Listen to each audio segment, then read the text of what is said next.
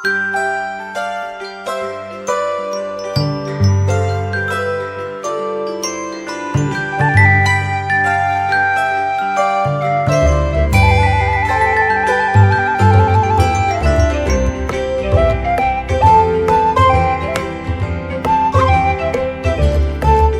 pagi, saudara-saudara, sahabat GPIB.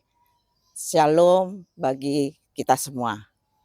Saudara-saudara, pada pagi hari ini kita akan merenungkan Efesus pasal 1 ayat 15 sampai 18 yang mengawali kerja, layan, dan aktivitas kita di sepanjang hari ini. Untuk itu, saudara-saudara, kita ikuti bersama dan saya, Pendeta Herlina Raintung Silitonga, Pendeta Jemaat GPIB Philadelphia Bintaro. Saudara-saudara, sahabat GPIB yang dikasihi Tuhan Yesus Kristus, sebelum kita merenungkan firman Tuhan, terlebih dulu kita berdoa. Mari kita berdoa. Ya Allah, Tuhan kami Yesus Kristus, Tuhan Juru Selamat kami, bersyukur kepadamu kami atas semua yang Tuhan nyatakan dan hari kehidupan yang Tuhan anugerahkan. Sebelum kami memulai segala aktivitas kegiatan kerja layan kami memohon Tuhan, tuntunlah kami berdasarkan firman pembacaan Alkitab yang kami akan ikuti bersama. Kuasailah hati, pikiran, dan pendengaran kami, untuk kami dapat mengerti kehendak firman-Mu. Di dalam kasih kemurahan Tuhan Yesus, firman yang hidup, kepadamu saja kami berdoa. Amin.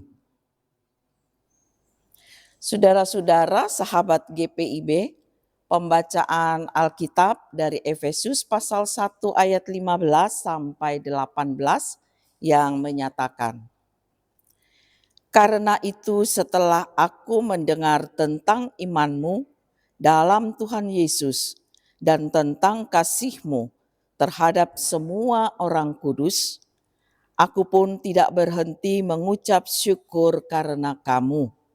Aku selalu mengingat kamu dalam doaku dan meminta kepada Allah Tuhan kita Yesus Kristus, yaitu Bapa yang mulia itu, supaya Ia memberikan kepadamu roh hikmat dan wahyu untuk mengenal Dia dengan benar, dan supaya Ia menjadikan mata hatimu terang, agar kamu mengerti pengharapan apakah yang terkandung dalam panggilannya, betapa kayanya kemuliaan warisannya kepada orang-orang kudus.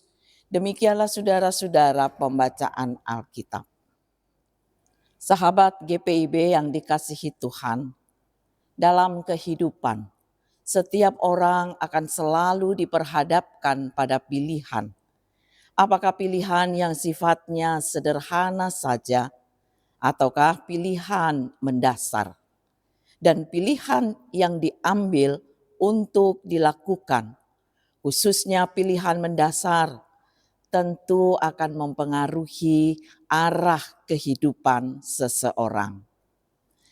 Sebab saudara-saudara, ada konsekuensi, ada resiko yang akan dihadapi karena pilihan yang ditetapkan, dan setiap orang seharusnya sudah siap menghadapi dampak dari pilihan yang sudah diambilnya.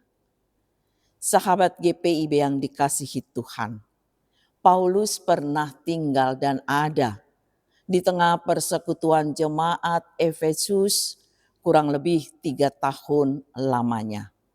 Dan ketika berada dalam penahanan penjara di Roma, Paulus menuliskan surat dan mengungkapkan rasa syukurnya atas keberadaan kualitas iman jemaat Efesus yang bertumbuh dan terpelihara dengan baik, berdasarkan pada keputusan yang diambil jemaat Efesus, yaitu terbuka untuk menerima, mengamini, serta mengimani Yesus Kristus sebagai Tuhan dan Juru Selamat dalam kehidupan mereka.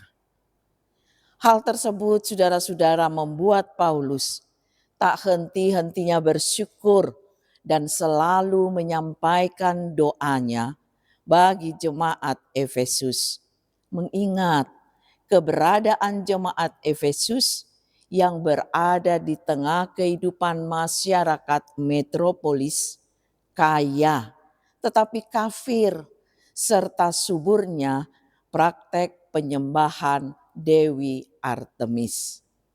Ternyata saudara-saudara, sekalipun berada di tengah kondisi kehidupan seperti itu, namun kualitas iman jemaat Efesus benar-benar teruji, juga terpuji.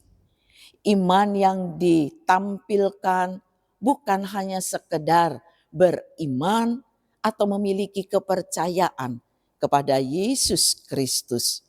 Sebab saudara-saudara, jika hanya beriman dan mengaku percaya tanpa disertai ungkapan perilaku dan sikap, itu sama halnya dengan yang disampaikan Paulus dalam 1 Korintus pasal 13 ayat 2.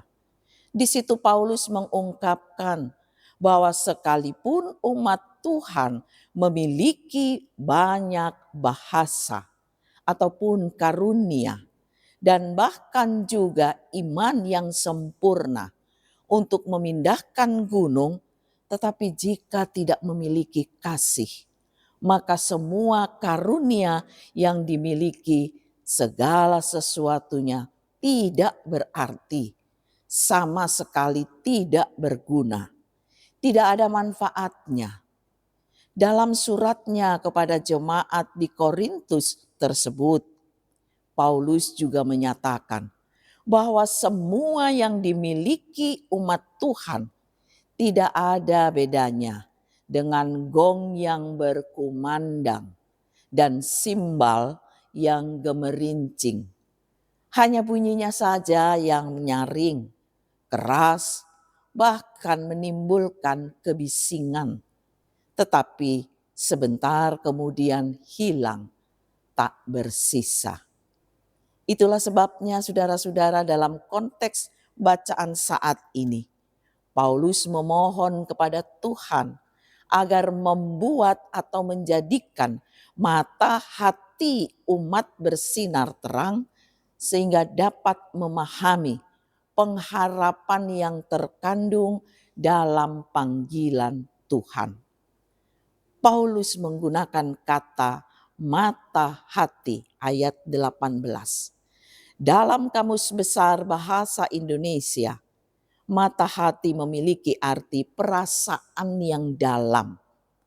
Maka ketika memiliki mata hati yang terang, itu berarti seseorang memiliki perasaan yang dalam, juga kepekaan untuk mengerti, menyadari akan kehendak Tuhan yang selalu menyertai kehidupan. Hal tersebut oleh karena mata hati menekankan pentingnya pengenalan akan Allah yang tidak hanya secara logika tetapi melalui pengertian batiniah yang diterangi oleh Roh Kudus. Karena mata hati tidak selamanya selalu jujur atau berlaku jujur. Sangat mungkin untuk berbohong atau menipu. Kitab Yeremia pasal 17 ayat 9 mengungkapkan hati itu licik melebihi segala sesuatu.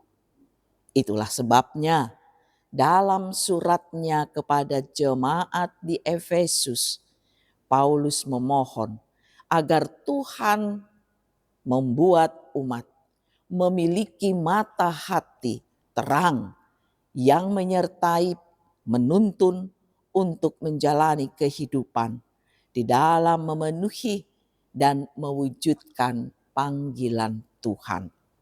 Sahabat GPIB yang dikasihi Tuhan, sama seperti yang juga dialami jemaat Efesus ketika Paulus memohon agar Tuhan mengaruniakan mata hati untuk bersinar terang, maka ada dua kemungkinan yang terjadi.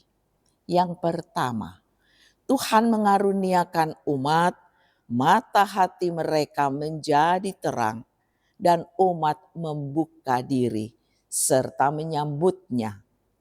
Namun yang kedua, Tuhan mengaruniakan tetapi umat menutup diri dan menolaknya.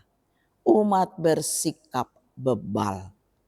Padahal dengan memiliki mata hati yang terang, yang mau dikuasai oleh Roh Kudus, seseorang dimampukan untuk mengerti pengharapan apakah yang terkandung dalam panggilan Tuhan, yaitu pertolongan dan penyertaan Tuhan serta keselamatan yang kekal.